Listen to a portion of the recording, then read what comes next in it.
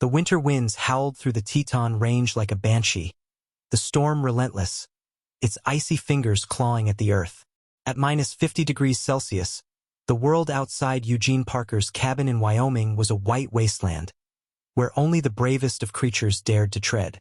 Snow fell in thick, unyielding sheets, transforming the wilderness into a frozen, desolate expanse.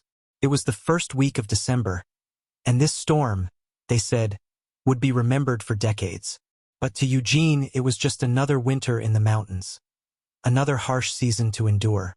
Eugene's cabin, a weathered log structure he had built with his own hands 43 years ago, stood alone against the unforgiving landscape. It had been his and Martha's dream, their sanctuary far away from the noise of the world. But now it felt more like a tomb. Martha had passed away 3 winters ago, leaving Eugene to wrestle with the emptiness of a life that no longer had her in it.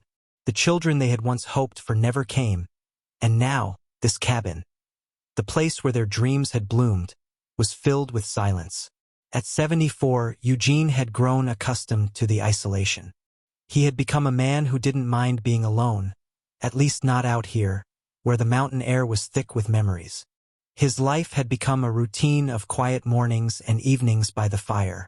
Sometimes, though, he would pause and remember the warmth of Martha's laughter, or the way her presence had once filled every room. Those were the moments when the walls of the cabin seemed to close in on him, pressing in with the weight of all he had lost. The storm raged outside, but inside, Eugene found a strange kind of peace in his solitude, as if the snow and wind could wash away the pain, if only for a little while. As the storm raged on, Eugene sat in his favorite chair by the window, the flickering light from the fire casting long shadows on the walls of the cabin. Outside, the world was a blur of white, the snow falling in sheets that seemed to have no end. The wind howled through the trees, making the branches sway and groan as if the forest itself were in pain. Eugene had prepared well for this kind of weather. He'd stocked up on canned goods, dried beans, and preserves, many of which had been made by Martha herself before she became too ill to stand at the stove. The generator hummed steadily in the utility room, keeping the lights on and the small refrigerator running. The woodpile was high, enough to last well into spring if need be. Yet, despite all his preparations, Eugene couldn't escape the loneliness that clung to him like the cold outside. The house felt too big, the empty rooms echoing with the memories of days long past. 3 years had passed since Martha's death, but it still felt like yesterday. He hadn't really moved on, not in the way people talked about. The house they had built together was still full of her presence, and each day he spent there without her felt like a cruel reminder of the life they should have had. He had thought about leaving, moving to town, finding a small apartment close to the grocery store, maybe even the library. But each time he looked at the mantelpiece, where Martha's ashes rested in a simple urn, he couldn't bring himself to leave. Every object in the cabin, the quilt she had sewn, the faint lavender scent still clinging to her clothes, spoke of a life they had shared, and to leave would feel like abandoning her all over again. The storm howled louder, but Eugene barely noticed. His mind wandered back to the memories of better days, when Martha's laughter would fill the cabin, and the two of them would dream of the future. Now all that was left were the cold, empty days. Eugene's thoughts were interrupted by a sound that didn't belong. At first, it was so faint, he thought it was just the storm playing tricks on him. But then, the sound came again. A low, mournful moan that seemed to stretch and bend with the wind. It wasn't the howl of the wind or the creaking of the trees. This was something else entirely. He set down his coffee mug and closed the book in his lap. Martha's favorite, To Kill a Mockingbird, lay open, the pages yellowed from years of use. He had been reading it aloud, a ritual he had kept since she had passed. The words felt like they connected him to her somehow, even though they could no longer be spoken between them. But the sound outside was distracting. Again, the moaning came, softer this time, but unmistakable. Eugene stood up from his chair, his joints creaking with the effort, and walked slowly to the window. The frost on the glass made it difficult to see anything clearly, but Eugene peered through, his breath fogging up the window.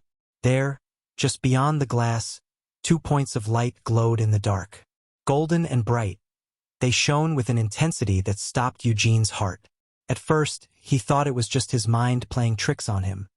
But as he leaned in closer, he realized those weren't stars. They were eyes large and intelligent, shining with a kind of wildness that sent a shiver down his spine. His hand trembled as he pulled the curtain aside, revealing a sight that froze him in place. A massive black bear stood outside, her thick fur matted with snow and ice, her powerful frame shaking with the cold. But it wasn't the bear's size that stole Eugene's breath. It was the expression in her eyes.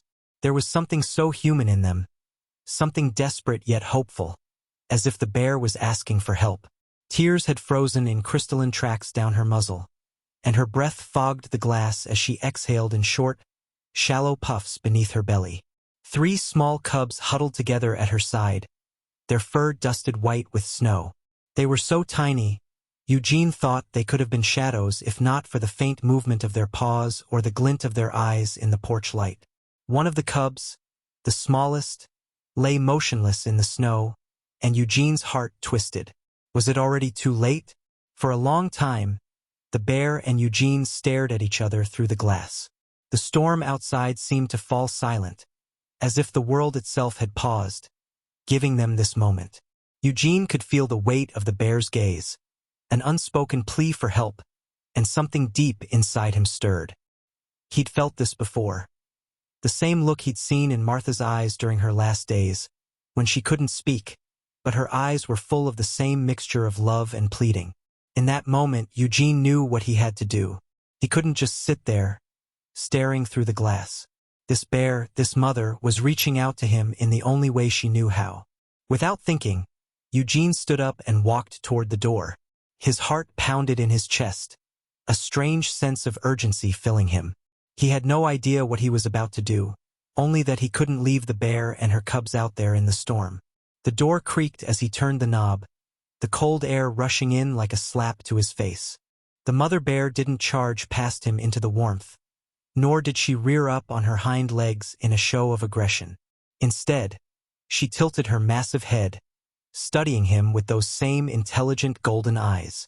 Eugene hesitated, unsure of what to do next. He was alone in this cabin, far from any help, and the bear was a wild animal, dangerous, unpredictable. Yet, something in him pushed him forward, made him step outside. Gingerly, the bear lowered her head and moved toward the smallest cub, the one that lay still in the snow. With a careful, almost tender motion, she picked up the cub in her jaws, the tiny body limp in her mouth. She carried it to the doorstep and placed it gently on the threshold before stepping back and looking at Eugene. The message was clear. Trust me. Eugene's throat tightened as he bent down and cradled the cub in his arms. It was cold, its tiny body stiff with the frost, but Eugene could feel the faintest flutter of breath. The cub was still alive, barely. With shaking hands, Eugene carried it inside, his mind racing.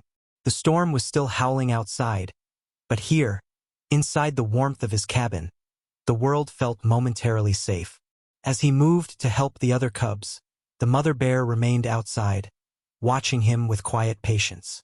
Each cub was brought inside in the same careful, deliberate manner, the mother's eyes never leaving Eugene. She trusted him. She was asking for his help. For the first time in years, Eugene felt a sense of purpose. He had spent so long living in the shadow of grief, numb to the world, but now he had something to care for, something that needed him. Inside the cabin, the mother bear settled down near the fireplace, her cubs curled up beside her. Eugene stood back, watching in awe. He had never imagined he would share his home with a bear, let alone a bear and her cubs. The warmth from the fire seemed to relax the animals, and Eugene could see the mother nuzzling each of her cubs, checking on them with the tenderness of a parent. He carefully laid the smallest cub next to the fire, wrapping it in a quilt Martha had sewn. The bear mother watched with what seemed like approval, her gaze steady and trusting. Eugene's heart ached as he thought of his own lost family. Martha, the children they had never had. But here, now, in this moment, the mother bear had entrusted him with her babies. Eugene's hands trembled as he moved around the cabin, fetching more blankets to make a warm nest for the cubs. The mother bear seemed to understand, as if she knew Eugene was doing what she could not. She nudged the cubs closer to the fire, and Eugene found himself talking softly to them, as though they could understand. He had never been a man of many words, but now the presence of these creatures, these wild beings, made him feel more alive than he had in years. He wasn't alone anymore. He had a family, even if it was temporary, even if they were different from anything he had ever known. The cubs, though still weak, began to stir, their tiny bodies warming. One of them, the smallest, began to move more confidently, its eyes brightening with life. Eugene couldn't help but smile as the little bear looked up at him, its eyes full of wonder and trust. He had saved them, yes, but in some way they had saved him too. For the first time in years, Eugene felt needed again. The ache of loneliness, the hollow space left by Martha's death, was beginning to fill with something new, something raw, something real. As the days passed, Eugene's cabin became a sanctuary for the bears. The mother bear, whom he had come to think of as Luna, seemed to recover from the storm's brutality, her cubs growing stronger by the day. Eugene continued to care for them, providing food and warmth, but in the back of his mind, he knew this moment could not last forever. Wild things belonged in the wild, and though he had given them shelter, he could not keep them here. It was a thought that weighed heavily on his heart. One morning, as the sun began to rise, Luna grew restless. She paced between the fireplace and the door, her large body filling the small cabin with a quiet energy. The cubs, now more playful and full of life, stayed close to their mother, but Eugene could see the signs that their time together was nearing its end. He knew it was time to let them go. The world outside was still cold and unforgiving, but the storm had passed, and the wilderness called to Luna. She could not remain confined, no matter how much Eugene had come to care for her and her cubs. Eugene spent the morning preparing for their departure. He gathered supplies, dried meat, nuts, honey, and wrapped them in a canvas bag to leave outside for Luna and her family. The cubs, now strong enough to venture out on their own, stayed close to their mother, occasionally nuzzling Eugene for one last moment of warmth. When the sun reached its zenith, Luna approached Eugene, her massive head tilting slightly as she placed one paw on his knee. The gesture was unmistakable. She was ready. It was time to let go. Eugene rose to his feet, his heart heavy with the knowledge that this would be their final moment together. He opened the door and stepped aside, watching as Luna led her cubs into the snow. For a moment, she turned back to Eugene, her golden eyes locking with his. In that moment, Eugene understood. She was thanking him, not with words, but with an acknowledgement of the bond they had shared, however brief. As the bear family disappeared into the wilderness, Eugene stood in the doorway, watching them until their forms were lost among the trees. His heart was full, not with sadness, but with gratitude. The bears had come into his life when he needed them most, and now they were leaving, but not without leaving their mark. Eugene knew he would never forget these days. The bond they had formed, though brief, had changed him in ways he could not fully explain. He no longer felt the crushing weight of loneliness that had consumed him for so long. The cabin, once a tomb of memories, now felt like a home again. As he sat down by the fire that evening, Eugene found himself reflecting on the miracle of those 7 days. The bears had shown him that there was still love in the world, still connection, still a reason to get up in the morning. They had reminded him that he was still capable of caring, still capable of being needed. Eugene didn't know what the future held, but he knew one thing for sure: love always finds a way. Even in the most unlikely of places, in the coldest of storms, love finds a way to heal and restore. And for Eugene Parker, that truth had never been clearer. The end of one chapter had come, but as the fire crackled and the cabin grew quiet, Eugene smiled, knowing that the bears had given him back his life. He was no longer alone, and that, he thought, was the greatest gift of all.